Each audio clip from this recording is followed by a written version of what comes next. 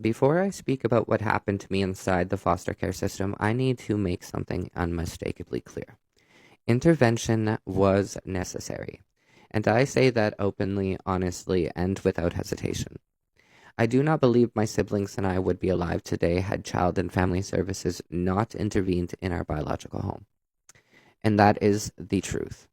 Because despite everything I am about to expose regarding the foster care system and my experiences within it, the reality is that the conditions inside my biological home were already deeply unsafe, unstable, neglectful, and abusive long before apprehension ever occurred.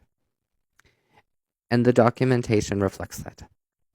The records I obtained through Freedom of Information contain extensive documentation surrounding the condition of our home life, the repeated concerns being raised around neglect and abuse, and the growing involvement of social workers leading up to our apprehension in November of 1999. There are reports documenting chronic neglect, reports documenting instability, reports documenting concerning parenting behaviors, reports documenting behavioral distress in the children. And when I began reading through these records as an adult, something became painfully clear to me. We were not living in a home. We were surviving inside of dysfunction. My mother, while someone I still recognize as someone being shaped by her own trauma and struggles, was profoundly neglectful as a parent and lacked the ability to provide even the most basic consistency, safety, or nurturing required for children to develop properly. There are documented reports of my siblings and I being left with strangers for extended periods of time, sometimes for weeks or even months, while my mother disappeared without explanation, without contact, and without any certainty that she would return. And then one day she simply would, as though nothing had happened, as though abandoning children for extended periods of time was completely normal. There are also reports documenting my parents leaving notes at strangers' doors, asking them to babysit while they drove away and disappeared again, leaving my siblings and I standing at that stranger's door. And I want you to imagine that for a moment. Children being left at the homes of people barely known to the family, or not known at all, with handwritten notes attached to them like temporary obligations. That was my family's normal. There was rarely food in our house, and when there was food, the reports describe children surviving primarily on cereal made with water instead of milk, alongside plain bread. There are repeated concerns documented regarding hygiene, unclean clothing soaked with urine, and chronic lice infestations. We were not being properly cared for. We were not being protected. We were not being nurtured. And my father was extremely abusive physically, emotionally, and verbally as well. The records document allegations and disclosures involving physical punishment so severe that even now as an adult reading them back, I struggle to fully process them emotionally. There are reports describing my brother and I being tied to chairs and whipped with metal rods or the metal end of a fly swatter. There are repeated descriptions of verbal degradation, humiliation, intimidation, and constant criticism directed toward me, particularly as a child. And before I even understood what Child and Family Services was, behavioral concerns about me were already being documented. My father was reportedly meeting with social workers consistently to complain that he could not handle me because I was too loud, reactive, oppositional, emotional, and constantly talking back. But what nobody understood then, and what the records now force me to understand differently as an adult, is that I was not a bad child. I was an undiagnosed neurodivergent child living inside chronic trauma.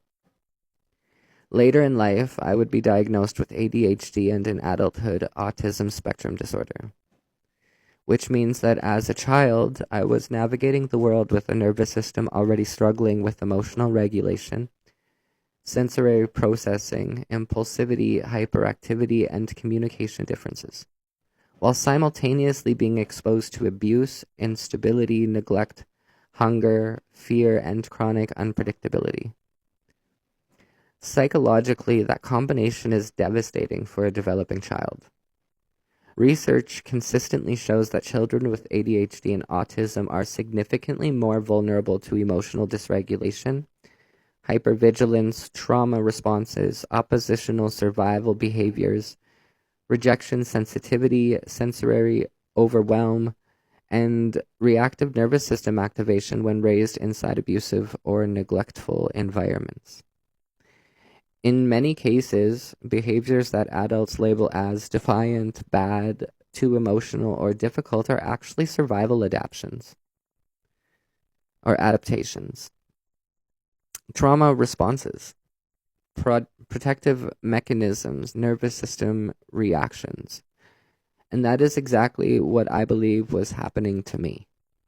I was not acting out because I was an evil child. I was responding to an environment that felt unsafe nearly all the time. I was a dysregulated child attempting to survive conditions no child should have to survive. So no, it was not surprising when my siblings and I were apprehended on November 10th, 1999. Intervention absolutely needed to happen. But this is where the story darkens. Because while apprehension may have removed us from one unsafe environment, what followed introduced us to an entirely different kind of trauma.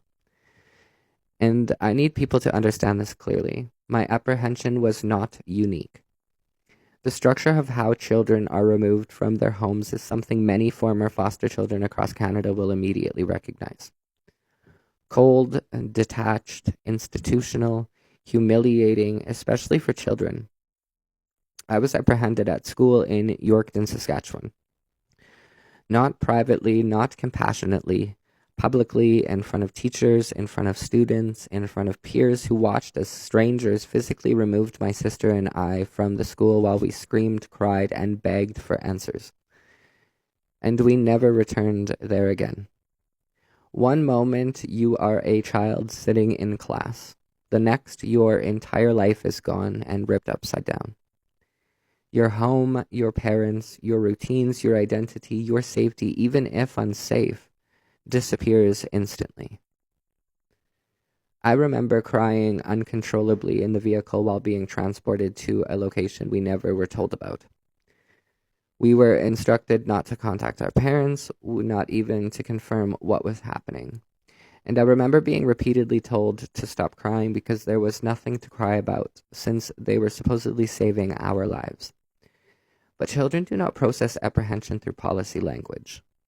Children experience removal as terror, as confusion, as abandonment, as psychological shock. We were eventually taken to a farm approximately 15 minutes away from our biological family home. But to a child, 15 minutes may as well have been another planet. And the first foster home introduced us immediately to the emotional coldness that institutional care can sometimes carry. We were not allowed to refer to the foster parents as mom or dad, only by their first names or as foster parents. We were discouraged from associating too closely with their biological children, and at family gatherings we were required to sit separately and eat different meals than the rest of the family. And upon entering the home, we were expected to abandon our family's previous belief systems and adopt the strict Catholic faith practiced within that household. We remained in that home until the summer of 2000, and once school ended, my sister and I were returned to the foster care system like unwanted placements. Like temporary arrangements that no longer fit. At that time, nobody explained why to us. Why we were being removed from the home, why we were being placed back in the system, nothing. Children in care are often the last people told anything about their own lives. Pardon me. But through the documents I later obtained through Freedom of Information, I discovered the reported reason for our removal from that foster home. The family stated that my sister and I appeared unhappy living on their farm, and so we were given back. That was also the moment my sister and I were separated from one another inside the foster care system. She was placed in Kenora, Saskatchewan, and I was placed in Kamsack, Saskatchewan. And so for the first time in my life, I was completely alone inside the foster care system. And this is where the file deepens. My name is James Minot, formerly known as David Arndt. I am a former foster child and foster care survivor, advocate, and public keynote speaker, now bringing this work into schools, organizations, and social services across Canada. This work is growing rapidly. Media outlets are beginning to take notice. Reporters, journalists, and talk show hosts are reaching out, and I am stepping fully into this role for one reason particularly: to be a voice for those who were silenced, to return dignity to those who were documented but never truly heard, and to challenge systems that operated for years believing that they were untouchable. This is a childhood on record.